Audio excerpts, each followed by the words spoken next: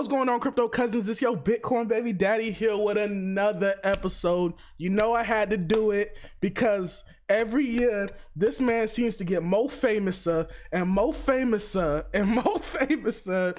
Go ahead, hit the like button, hit the subscribe button, because today we got the infamous, that's not the right word. It's more like famous, because infamous is the bad thing.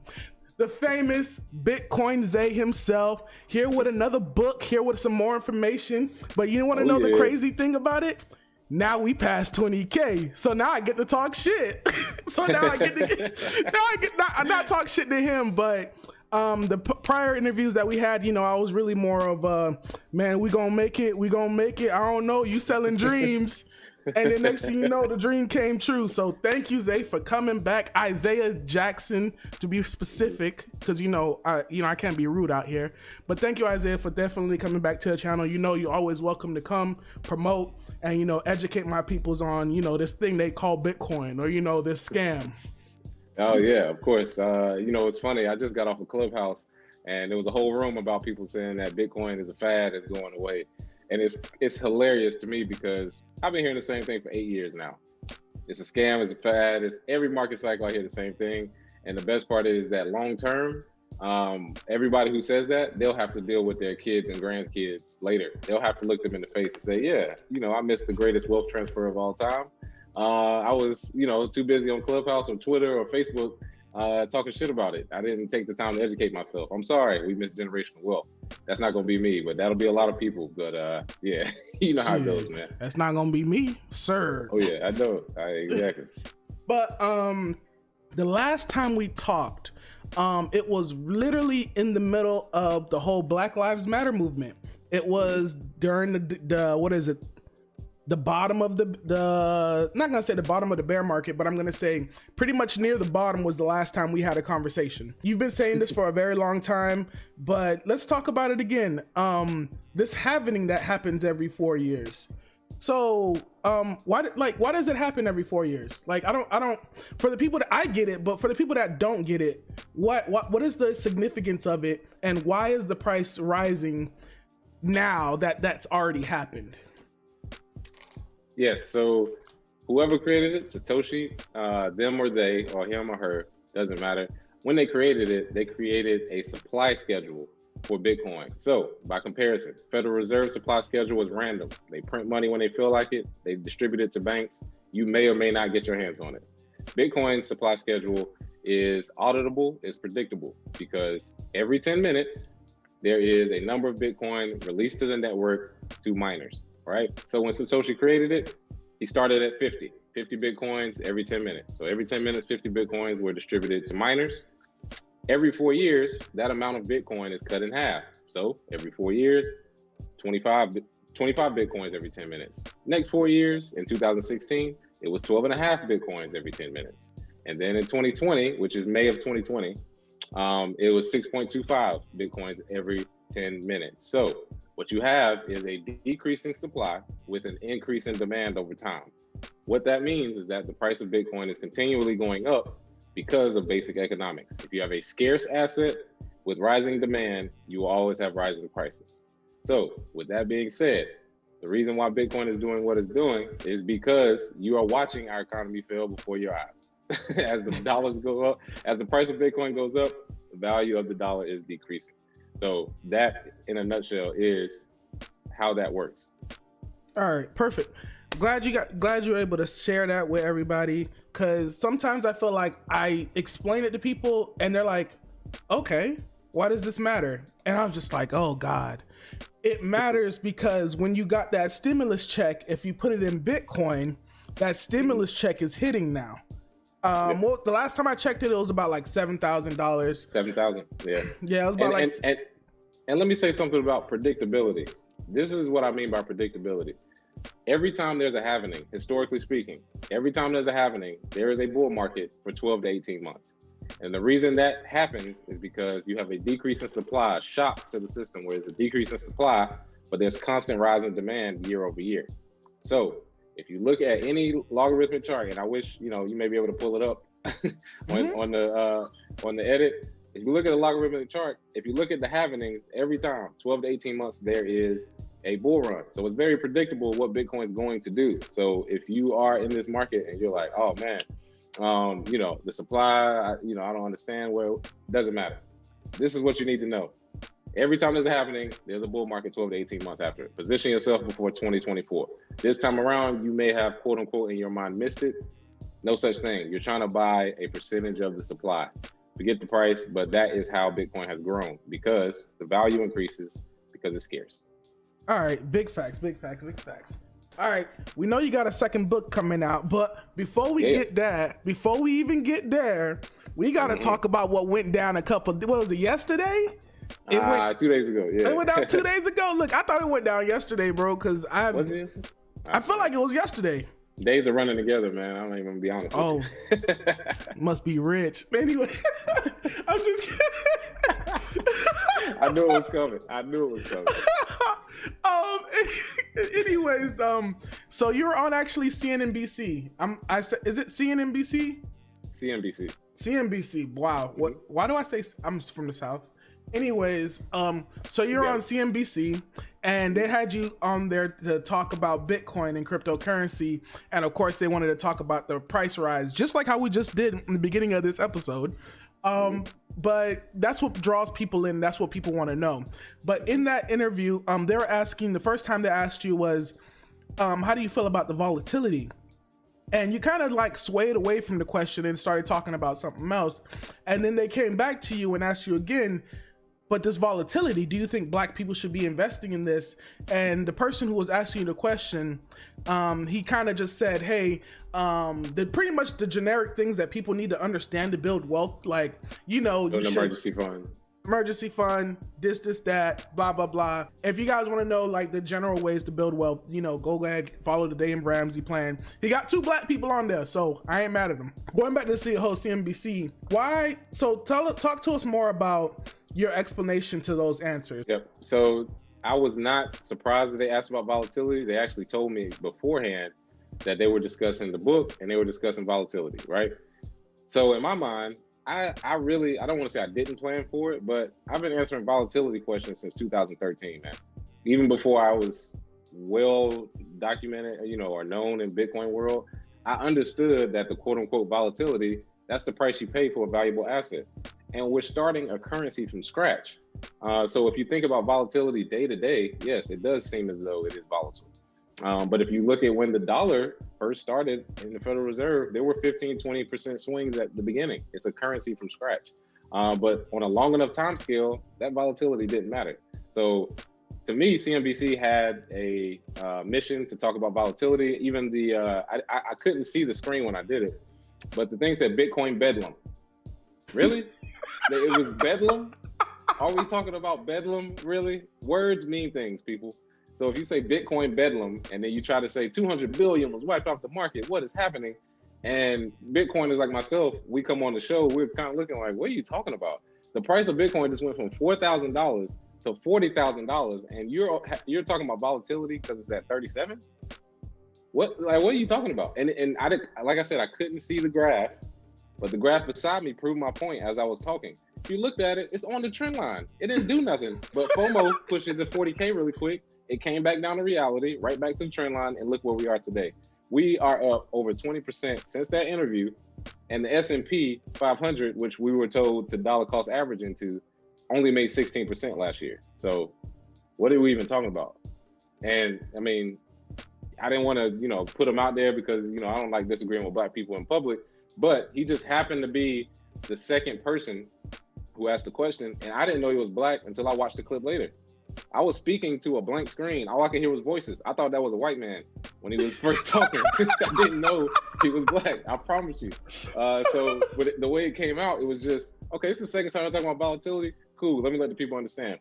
Y'all keep talking about volatility. I can guarantee the price is about to shoot up. That's what I wanted to say, but I said it later. But I knew it because I was like, y'all keep talking about volatility. That's weird. Like, talk about my book. Let's talk about let's get into it. But I didn't know he was black, and whatever, people online say whatever they want, but at the end of the day, people need the correct information. And I don't care if I'm on TV or if I'm in front of one person doing a presentation, which I've done numerous times. I've done a lot of one-person presentations to prepare for times like this, where no matter what I'm saying is correct. So that's how it came out. The interview was fun, and I'll be on TV again next week. Yeah. What actually, you mean? Yeah. Go ahead, tell them about it. Tell them about what you're gonna do next week.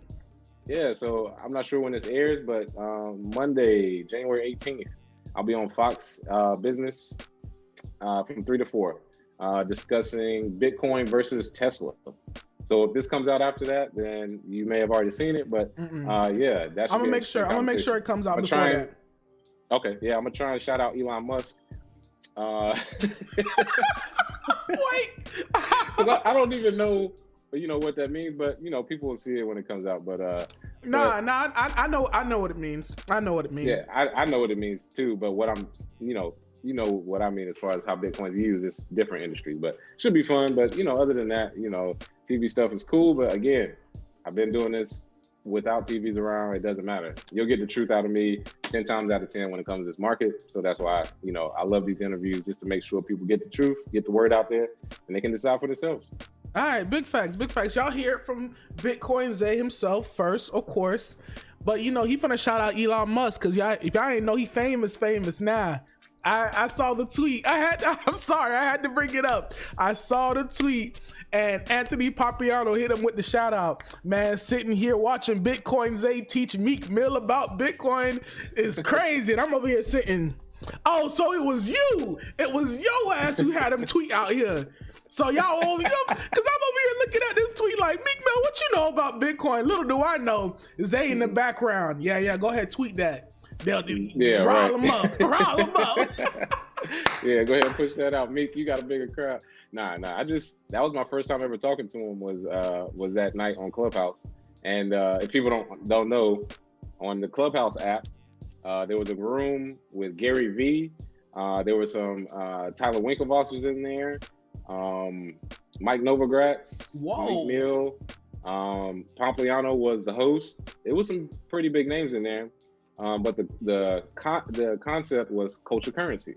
So when they, started the first hour, they talked about their things, and I just wanted a chance. So Pomp, he knows me. We've interviewed before, and he just was like, all right, be ready.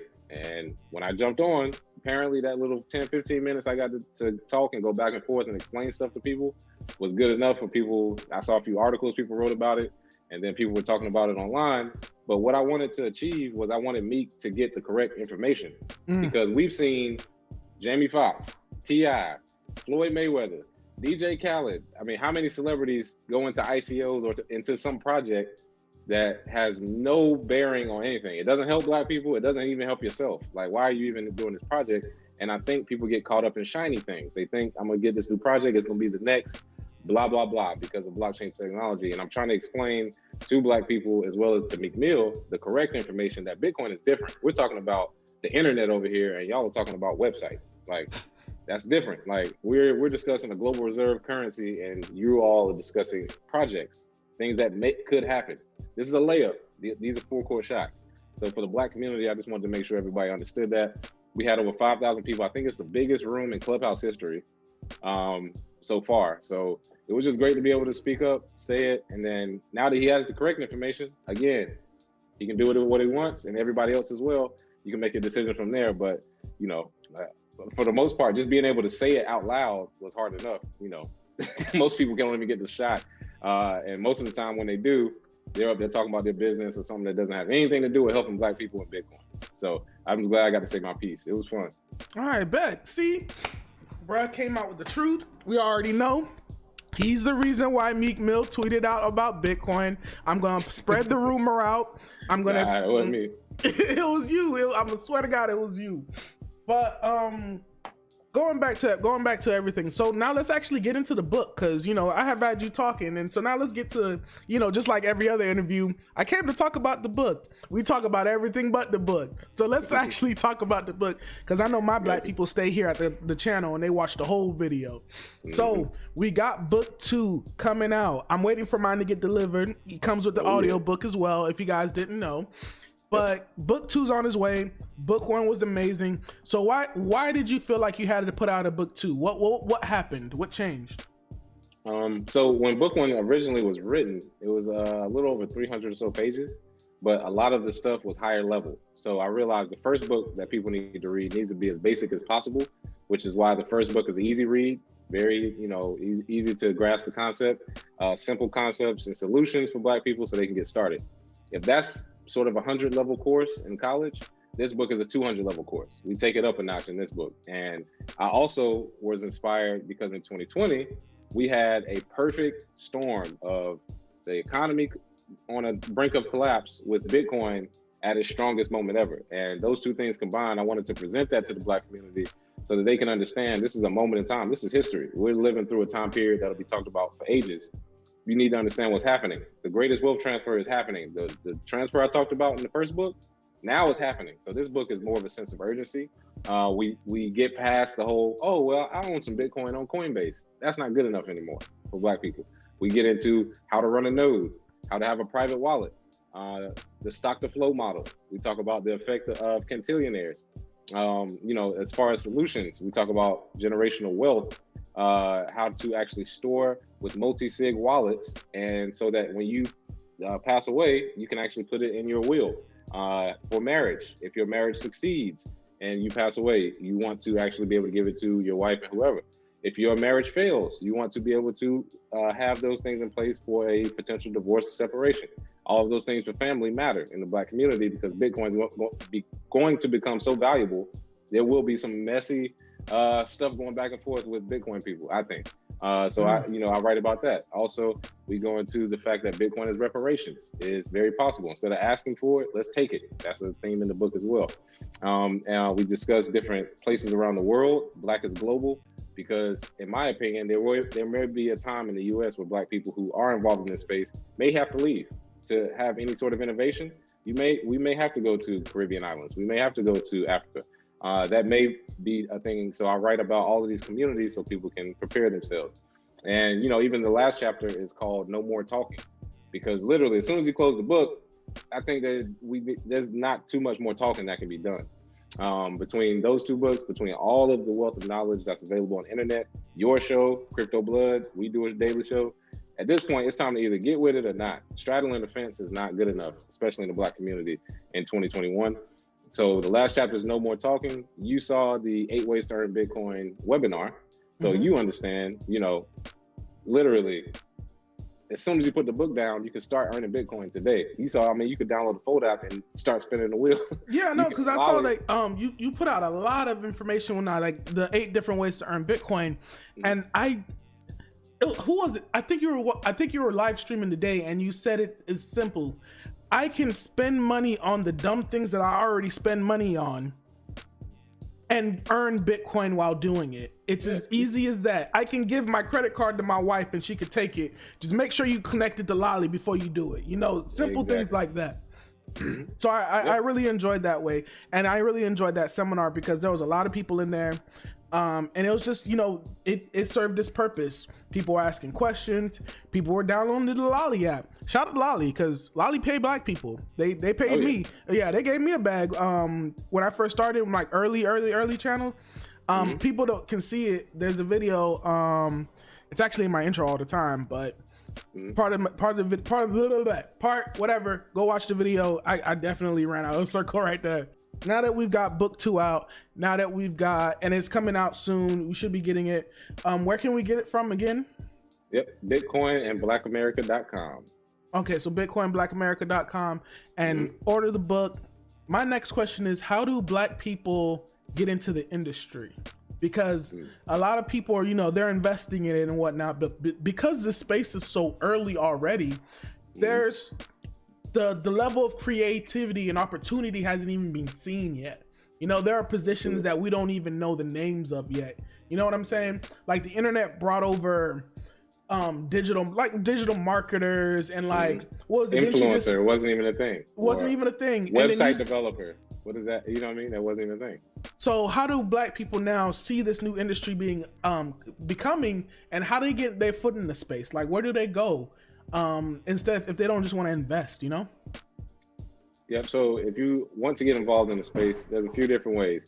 What I would say is use your occupation or your business in order to get into the industry first, and then you can work your way from there. Because there are different things in Bitcoin that should be addressed. For example, design. You know, and I know, Kenzie, there is some terrible design in a lot of these crypto projects. You have a lot of really smart people with terrible design, terrible UX. They don't really have, you know, nice marketing type things. So if you're a marketing design person, Bitcoin could be a gold mine, because you got all these nerds making all these great products and marketing is still terrible. Garbage. So you have that. You also have people who are developers. If you are in, you know, you work for Amazon, Apple, all that's cool. Most blockchain developers on average make about 30% more at their level because of the demand. There's so much demand for blockchain, digital ledger projects, Bitcoin projects, that if you shift your focus towards being a blockchain developer, you can actually make more money. So that's how you can get involved in the industry. If you're an accountant, my man Chris, CJ the smart guy. Yeah, you know CJ, cryptocurrency CPA. He's one of the only just pure crypto CPA people. Like, he only does cryptocurrency for people, or he not only does, but he focuses on cryptocurrency. That's a niche in this market because everybody's going to run to him or Rebecca Samuels in DC. Shout out to her. There's not that many, so there's a niche for that. When you think about building businesses, a lot of the Bitcoin businesses, or the businesses built on top of Bitcoin, are technical in nature, but in the future, you will have brick and mortar type places. So if you own a lounge, if you own a bar, if you own anywhere that is brick and mortar, you can install a Bitcoin ATM. Even if you don't believe in it, if you think other people can use it, they can use your Bitcoin ATM. You can accept Bitcoin for payment, or you can give Bitcoin cashback rewards through Lolly or Fold, for example, by signing up with them. These are all different ways that you can join the market. And I love the fact that Bitcoin is early, because you're right. There's jobs we don't even know are going to exist in the future. You know what I mean? Like, we can't predict it. We don't know, but Bitcoin is going to bring about that future. But the first place is to start with what you already have, use that, apply Bitcoin, and then you can find your niche in this market.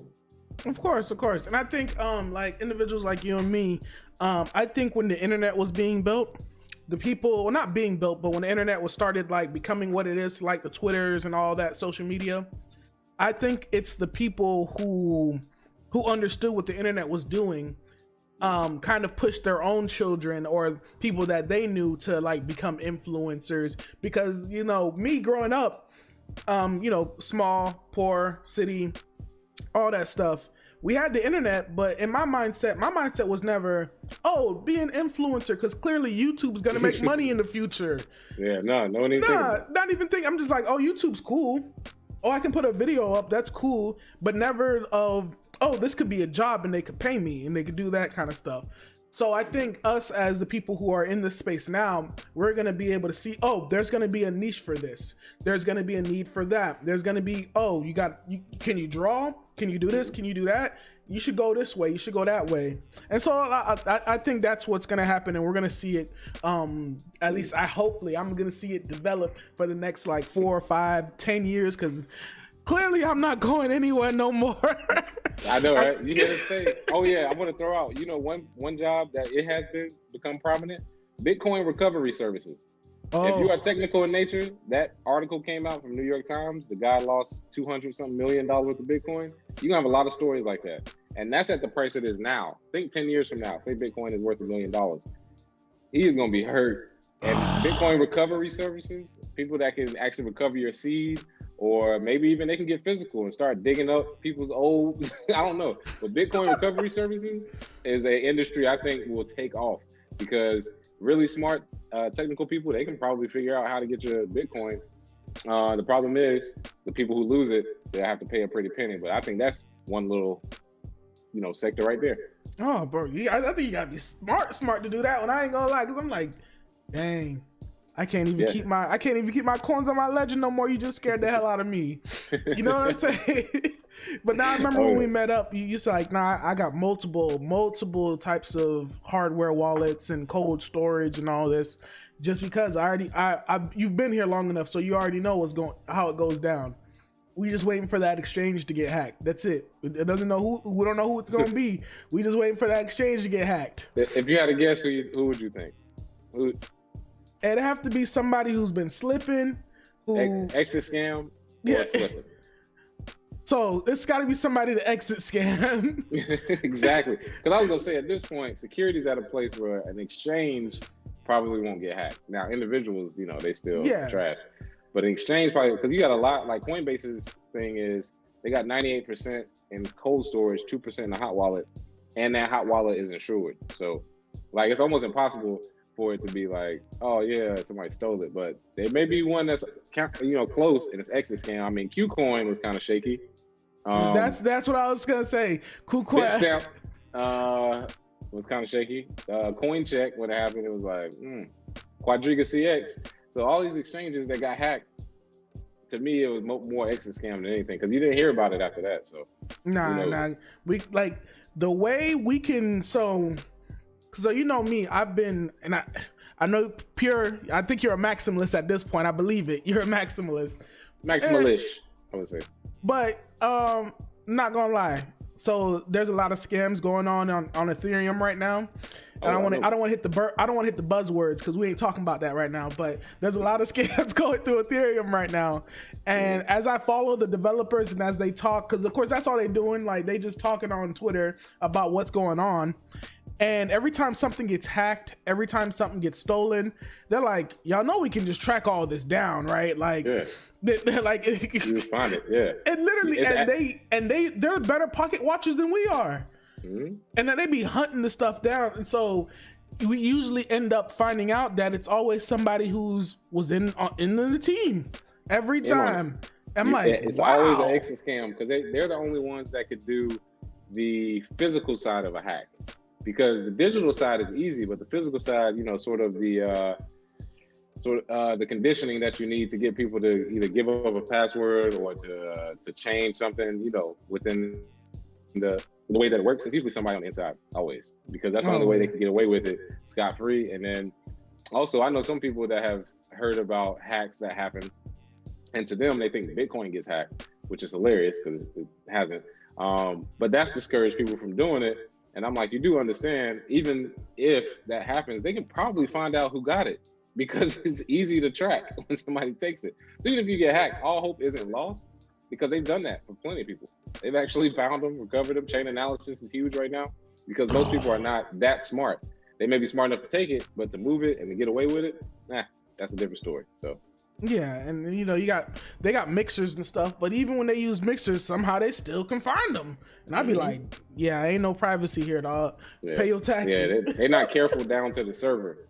Like you got to build your server from scratch with parts from different places around the world, like in order for it to be completely secure. So even when it happens, they'll probably find them at some point. They got unlimited resources. They'll find you. Big facts. All right. So where do we go from here? Are we looking towards the next halvening, or like what's the next step for, I guess, Bitcoin Zay after all this? So I don't want to get into price, but as far as value, I think we will see a very valuable Bitcoin by 2024 at over $1 trillion market cap, maybe up to 5 in the next few years. And what's coming next is that we're going to see what has been called currency wars, meaning may the most valuable currency win as they start becoming debased, or others start not being as fruitful as before, and they start getting printing out of control, which we're already seeing. I think that's what's to come. And if Bitcoin is to be a safe haven, we'll see it succeed over that time.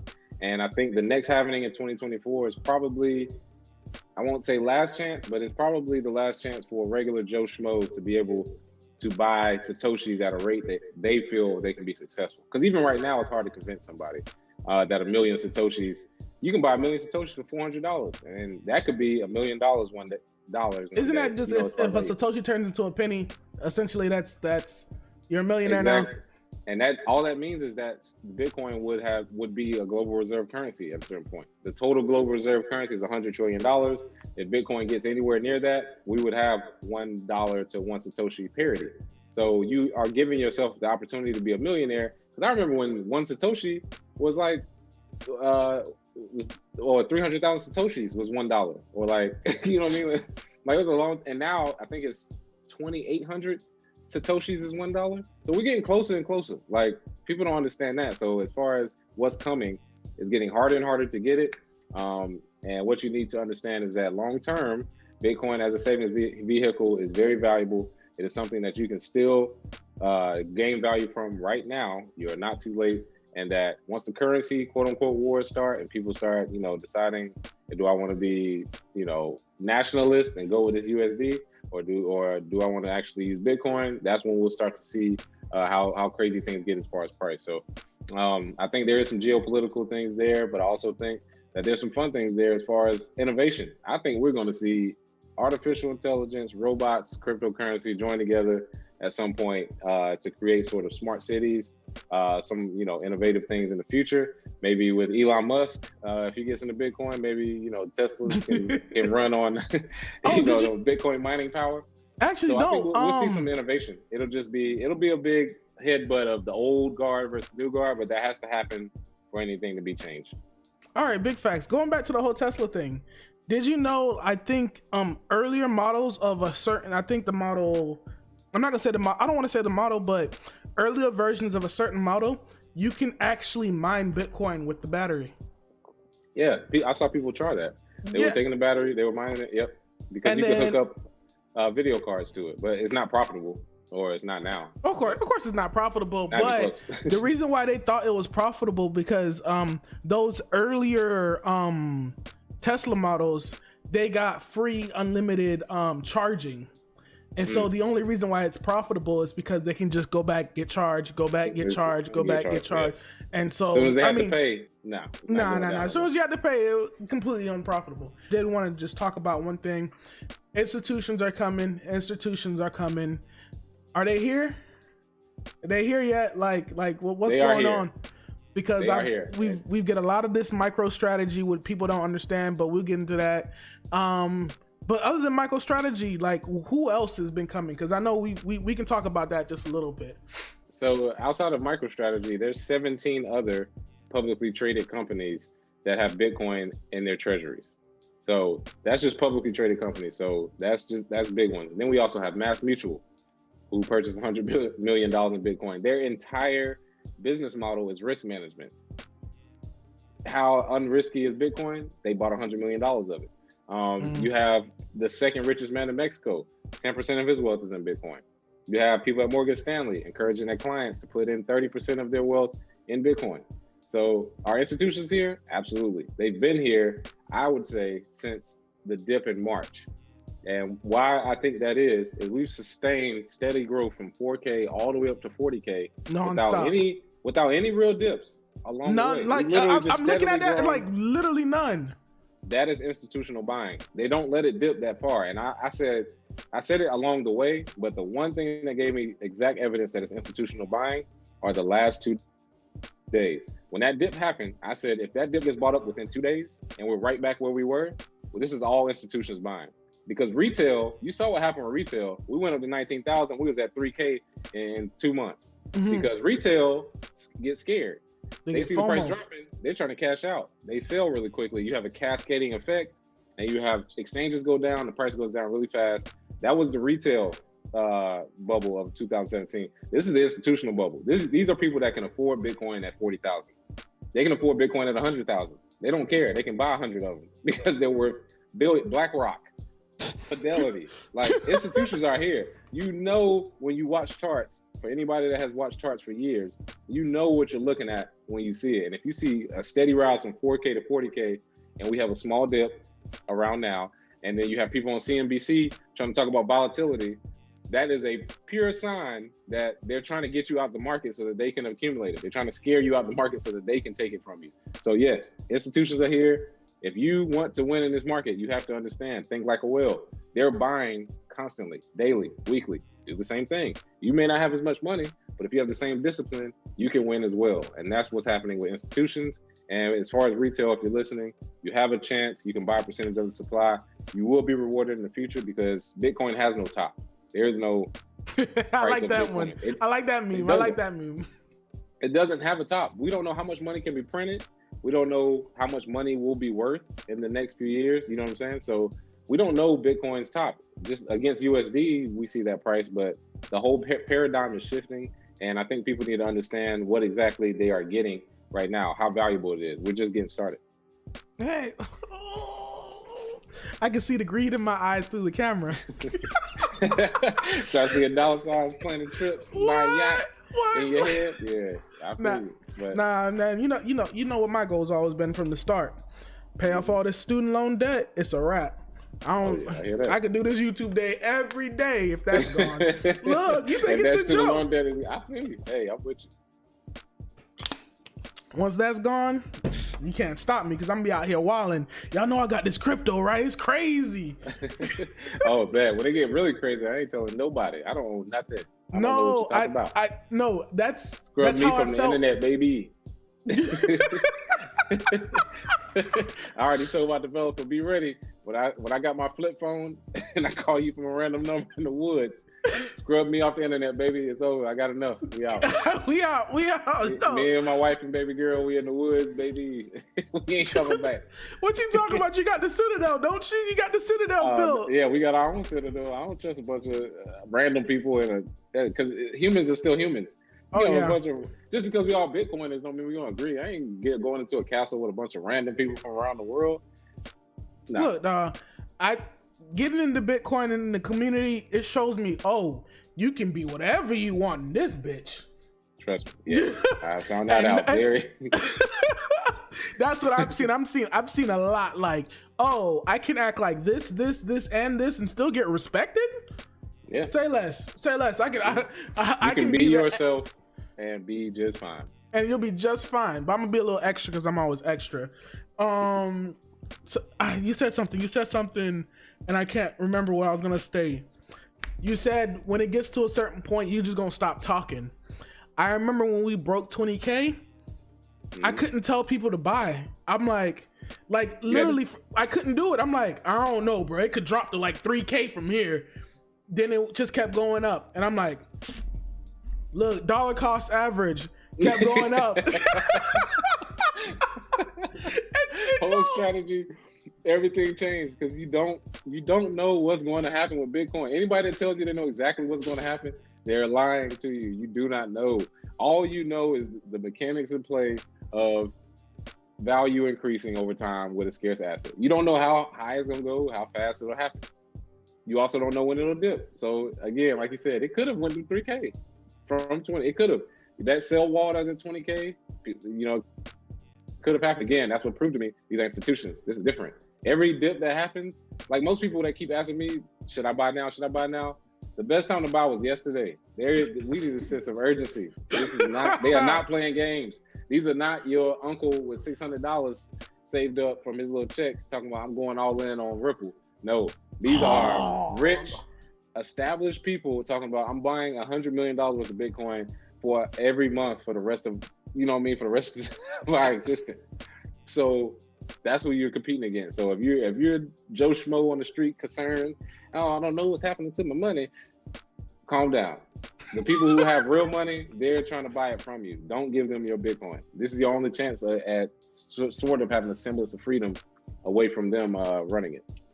Big thanks. Now, this is just a funny little story, but when I went to go get my haircut, I was talking to my barber, and he was talking about how like back in March, the hood was looking crazy. Yeah. In the sense of not like people were scamming. Like he talking about it was like Hellcats everywhere, this and that. Everybody getting them PPP loans. What? So many people got them PPP loans, and now the feds is hunting them down and whatnot. Good luck. But some of them, of course, the smart ones, kind of held on to some of the money, and they're like, I'm not gonna lie, so many like Cash App scams have been popping up recently. So many, and of course, I've got a guy, and of course the guy hits me up. He's like, yeah, man, you've been talking about this Bitcoin stuff for a while. I got like 42K cash. How do I get it in there? And I'm sitting here like, you got 42K. You know what? Because I know where he lives. You know what I'm saying? I'm like, I've been to, like, he's in the hood. And you telling me you got 42K. I'm like, you know what? Ain't none of my business. But of course, I'm like, hey, man, look, what you need to do is transfer it here, here, here, here. I don't got a bank account and I don't got a license. And I'm like, look, man, hey, Zay, let's get an OTC. Yeah, I was about to say, I know some OTC people or Bitcoin ATMs or BISC.network. You can mail people money. They'll send you Bitcoin on there. Nah, I'm good. That's what I said. I wouldn't do it, but if you're trying to be private, you got to take private risk.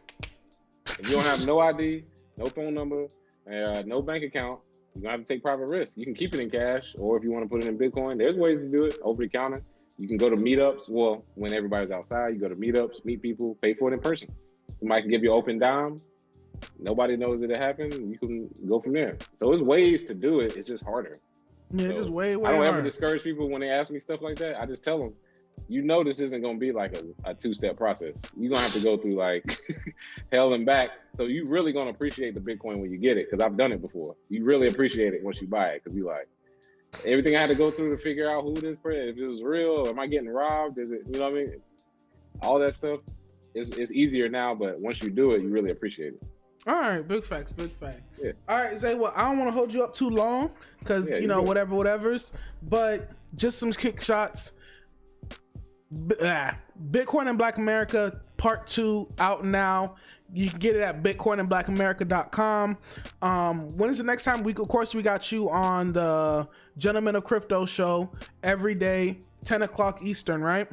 10 o'clock Eastern, Monday through Friday. Absolutely. Monday through Friday, 10 o'clock Eastern. And then I think you said you had 2 shows. You had another show that's coming out with CoinDesk. Yes. So this will be a weekly show. It'll be called Community Crypto. I'll be the host starting in February. It'll be meetup groups, meeting together, having discourse, or talking about different subjects in the crypto and Bitcoin market. We have a whole show centered around it, teaching people new ideas, trying to get regular Joe, regular Jane into the market. So that's coming in February. And then, of course, we got you on Fox Business News, and that's on Monday, right? Monday from 3 to 4 p.m. Absolutely. Eastern Standard Time? Eastern Standard Time. Yep. All right, perfect. Where else can everybody find you? You're on Twitter, you're on this, you're on that. Where's Clubhouse? What's going on? Which Clubhouse we going to? Oh, yeah. So Twitter, at BitcoinZay. Instagram, at BitcoinZay LLC. Clubhouse, join the Black Bitcoin Billionaires, biggest Bitcoin club on Clubhouse. I'm the co-founder there. Join Black Bitcoin Billionaires. My name on there is BitcoinZay as well. All right, bro. Thank you so much, Jay. Guys, you already know what to do. Leave it in the comments, ask away, so that the next time he comes on the show, I can look back at the comments and be like, look how scared they were, bruh. Now they pros. Now they talking to Meek Mill. You know what I'm saying? But other than that, guys, check me out next time. Take it easy. Peace. Yeah.